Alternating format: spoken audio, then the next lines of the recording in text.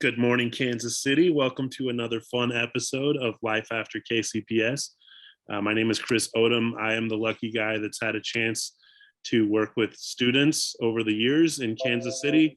And then I'm even luckier that I get to reach out and have a conversation with them and find out really what's happened since then. So this show started a little bit during COVID, in that everybody was a little bit more accessible and we had a chance to just kind of reach out and talk.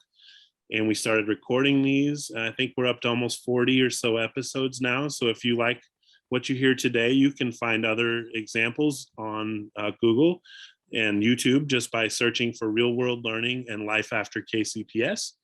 But I'm joined today by a student that worked with me a long time ago. We'll explore that as the first question. So welcome, Quentin Savwoir, to Life After KCPS. Thanks for being here this morning. Absolutely, Chris. Thank you so much for having me. I appreciate it. So let's explore that first question. Like, what year did you come out of that one particular school? And a lot of people have done these interviews coming from that school because that's really the circle that I knew the most. But so you also came out of that building. So mention for us that place, the year, and tell us what you kind of remember about it. Yeah, I am a graduate of Purcell Academy Performing Arts, 2004. I was a creative writing major. And what do I remember? Man, I remember Coffee House. I remember Kaleidoscope. I remember theater. I remember some of those homecoming games. Those were fun. I remember snow days. Just all the memories. There's all the memories. I'm actually flying home this week. So I'm looking forward to tackling the Purcell steps when I make it home this week. So yeah, good times, man. I haven't thought about this in so long. And that's fun. So 2004, you mentioned Coffee House. Other people who have been on here have talked about that. Tell people what Coffee House was. Yeah, so what was really dope about Purcell Academy is that every department really got its own space to showcase the talent of the students in that particular major. So Coffee House was our flagship event. I think we did one in the fall and in the spring as creative writing majors. And it was an opportunity for parents and community to come out and listen to the work that we were producing. It was often a lot of poetry. There were sometimes short stories. You had some folks that were rapping. And it was just a really cool opportunity. I didn't realize at 15, 16, 17, just how prominent coffee houses actually are. So when like in real life, you go to a coffee house and it's a whole slam session, it's a whole vibe. So we were really before our time. Absolutely. And in Kansas City, we really just tap into that. We didn't by any means build it. It was kind of like finding a gym that students really wanted to make part of the school culture. But by no means, we didn't produce it. It was already there. It was like living and breathing on its own. And that's what I felt so lucky to kind of be part of that for so long, because you're right. In 2004, that was, I guess, the third or fourth year where we had really started, but it made it 15 years before I took another position. It's still happening there now. So wow.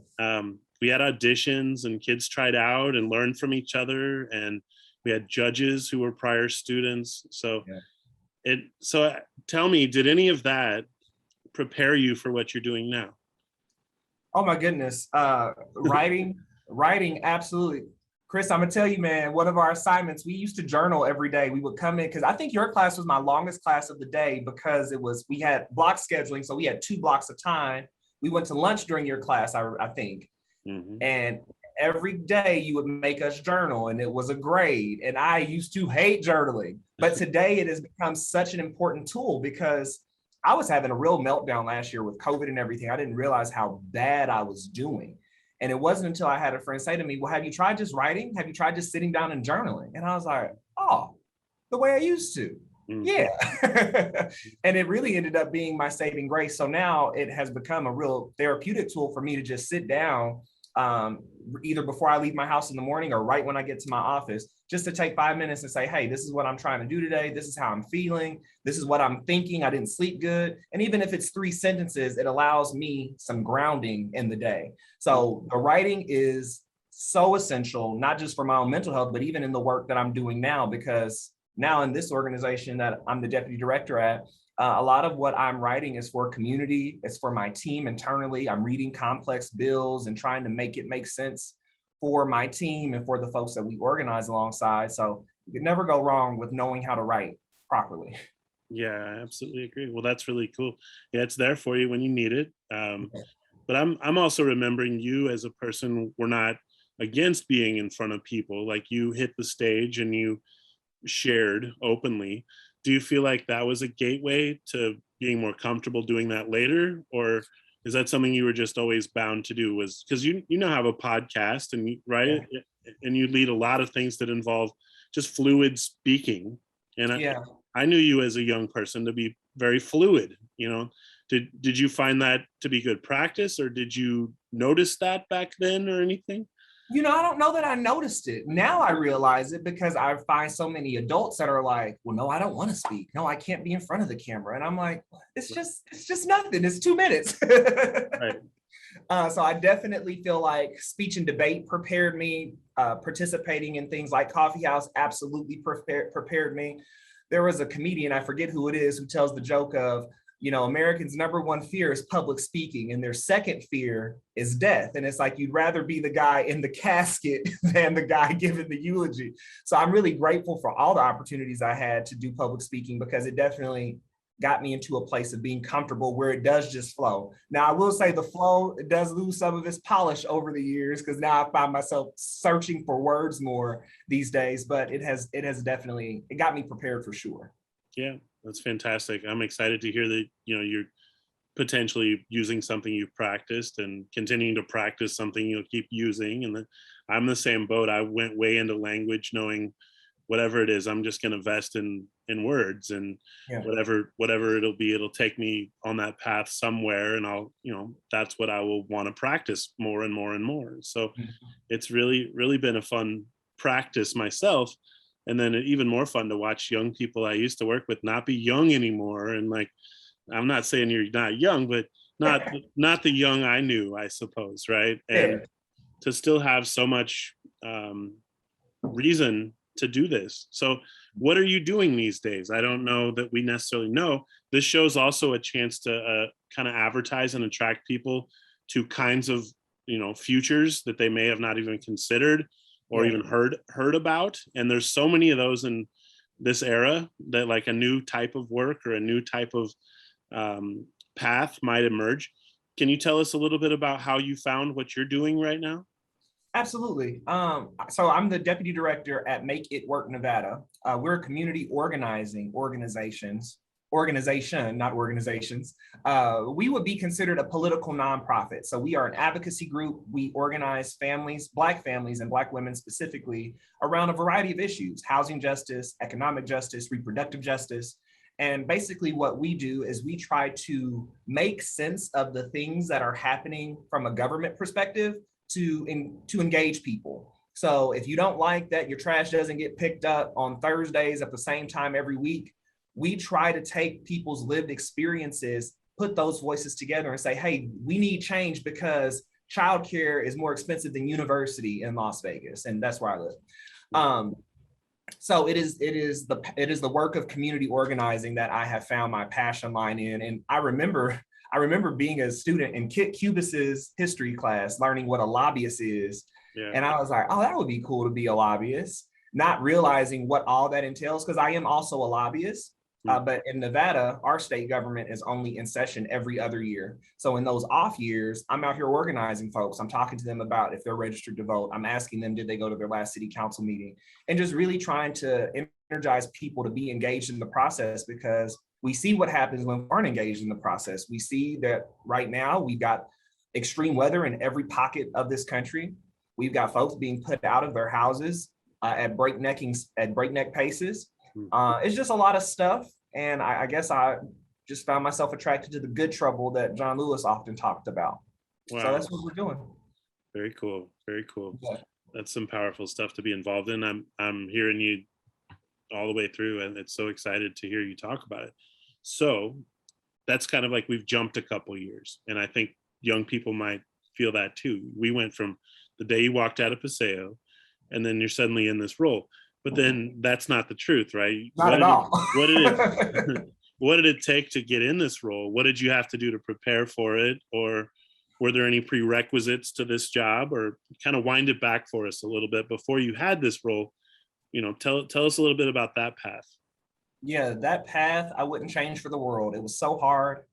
I'm gonna fight real hard to not get emotional about it, but it took me a long time to figure out what to do. You graduate from high school, you're too old to be a kid, but you're too young to be an adult. You don't really know what to do. So everyone said, go to college. Okay, go to college. I considered myself pretty smart in high school. I think my peers did too. Mm-hmm. So for me to not have like this, I considered you pretty smart in high school, and thank you so much. At the moment, I was not in high school. I was actually the teacher. Yes, he was. Okay. But I had a really hard go with college. I started out of 2004. I went to JCCC, Johnson County Community College, because back then, going to Penn Valley was the scarlet letter. Long story short, I ended up going to Penn Valley. It was the best thing I ever did in my life. I had so much support there. I think about my counselor, Gwen Pate. She sat with me after having 4 or 5 failed attempts with school. And she said, well, what are you good at? You're good at writing. You're good at politics. You like reading and English. She said, so let me put you in some classes that will boost up your GPA.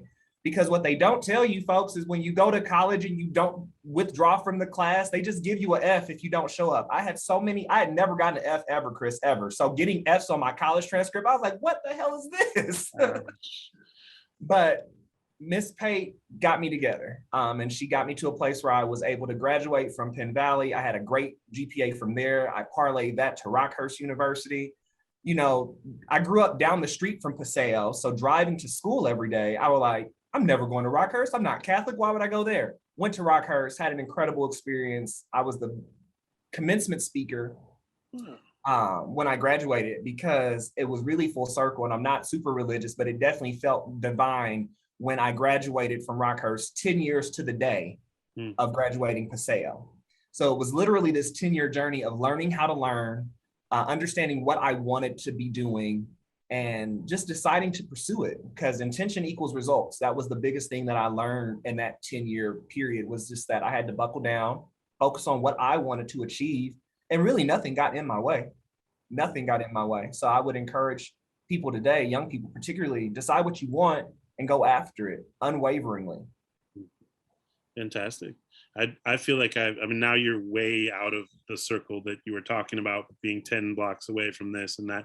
But I feel that way sometimes, that I worked at a school across the street from the college I went to. Yeah. And so now you're in Las Vegas. Like, my goodness. And has that been gradual, or did you take off out of this town after Rockhurst? Or, tell us what led you there, and then what is it like to be there instead of be here? Yeah. I think at least my generation, we all kind of grew up with this innate kind of, I got to get out of Kansas City. That's the most preeminent definition of making it. Now I miss home. I actually miss home. But I came to Las Vegas even after graduating Rockhurst and even getting my master's degree. I still stuck around Kansas City. I worked for Mayor Sly James. I was in his office for about 1.5 years as a policy advisor.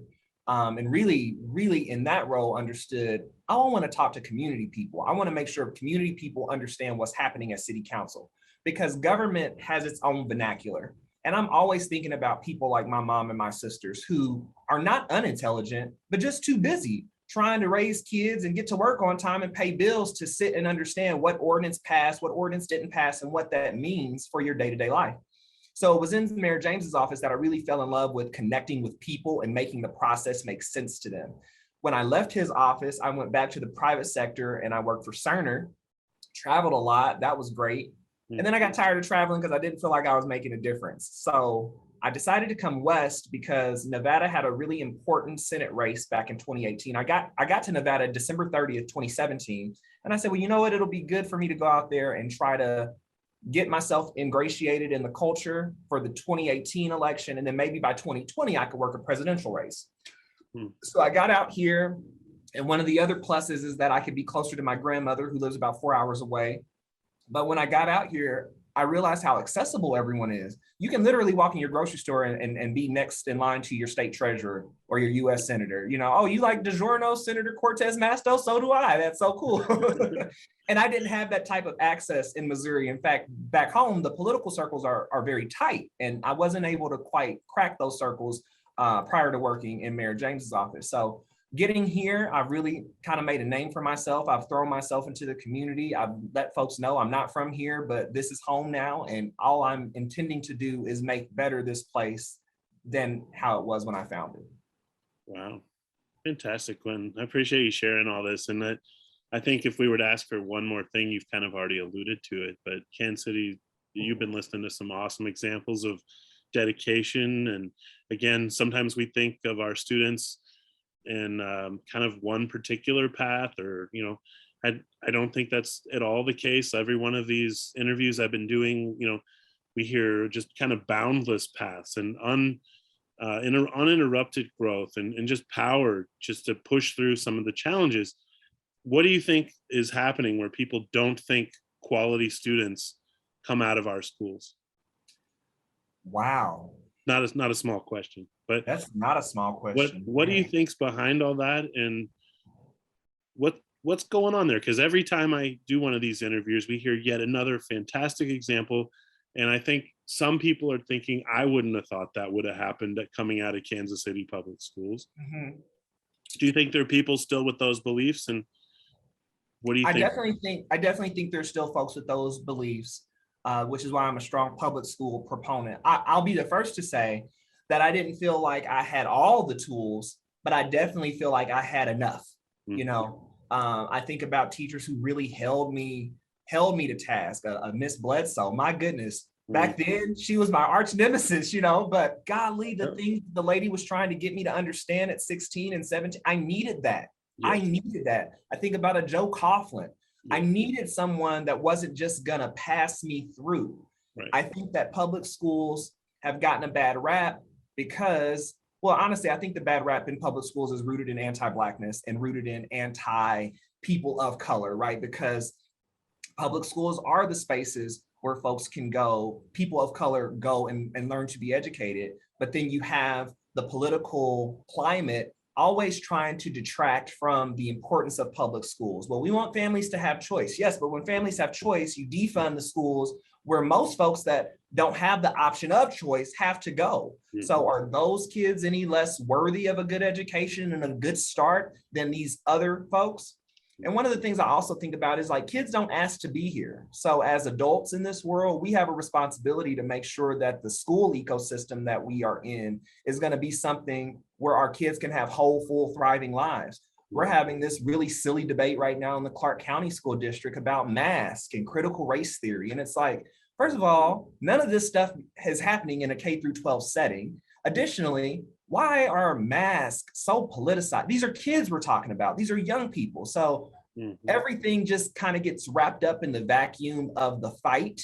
And then it's sprinkles down or trickles down, is what I'm trying to say, trickles down and impacts our kids. So I think that the political landscape has continued to have its teeth in public education. And I think that's why it continues to get a bad rap.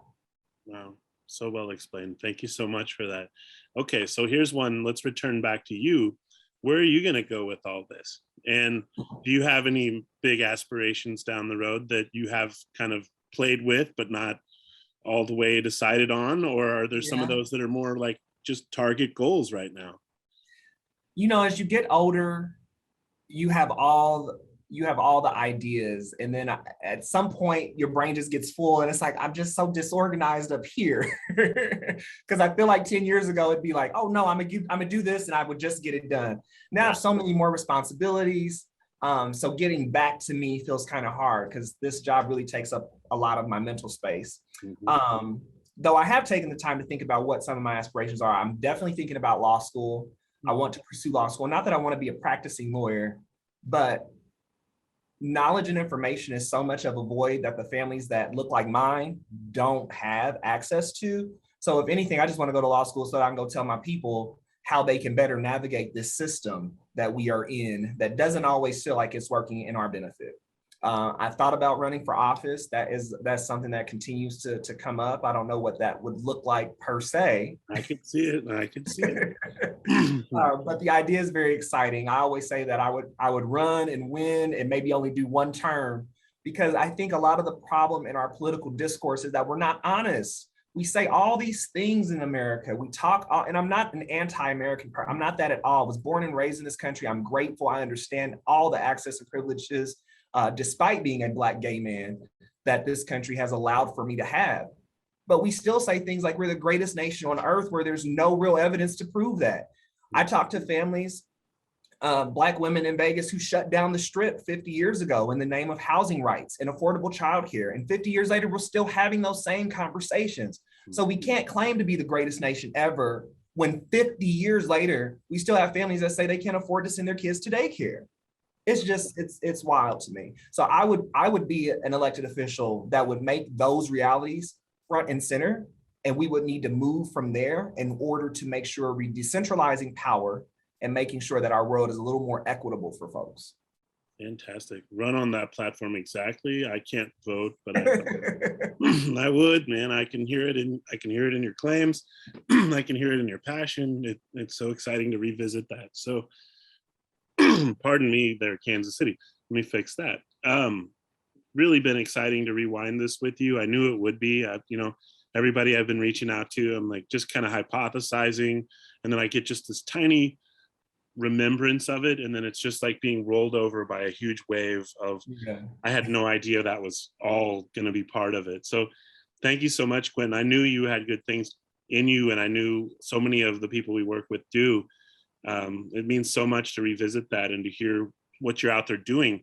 Sometimes it feels even more rewarding when you're an educator who is still an educator, to know there are other people out there doing similar work. And I remember people you had alluded to even talking about that, like that, having young people go into the path that you're doing, or a similar path, or an outreach path, or a community related path. It is just so special. So I hope you know that and you feel rewarded in doing it. I know you do. I can hear it in your voice. Yeah. But young people, there's something to that. If you're listening, there really is some way to nurture yourself and the world around you at the same time, and to feel a valuable part of your community. So if you've thought, hey, that sounds like a good idea today, that's been part of why this show exists, is just to kind of have opportunities to think about, where am I going to go? What am I going to do? You heard Quentin talk about it wasn't just like easy just to walk into this situation, but that, all of the work that he did, he would never replace with anything else, and that it all took all that work to get to where he is now. And where he is now, I can just keep saying, like, sounds fantastic. I think when we talk about that self-actualization, finding use of yourself that feels valuable and contributes to the world, sir, you have found that, I think, and you're young and younger than me by lots of strikes, right? So keep it going, and appreciate you taking time to tell your story. And Kansas City, I appreciate you taking the time to listen today. If you'd like to be part of a show like this one and want to reach out to me, please do. I'm Chris Odam from Kansas City Public Schools. This has been Life After KCPS on Real World Learning. Thank you.